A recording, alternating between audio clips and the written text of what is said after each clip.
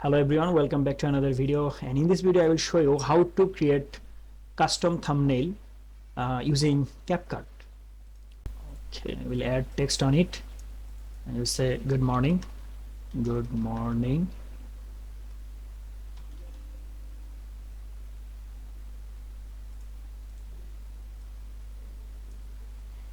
Now you can go for the effects.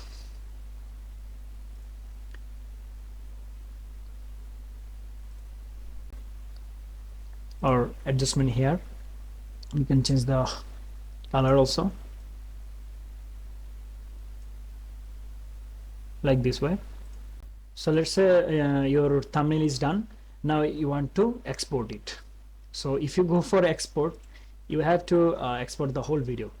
So to just export this segment also, only, you have to click here and then click here, export still frames, and then change the name, thumbnail, or whatever you want, and make sure to select the format as JPG and select the folder where you want to save it.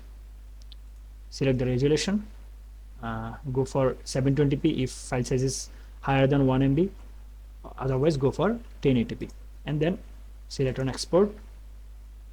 Your thumbnail is ready. Now go to the folder where you saved it. So this is the thumbnail. You can work with your thumbnail because CapCut has lots of features, so you can do this. In this video I just shown you how to create a thumbnail from using CapCut.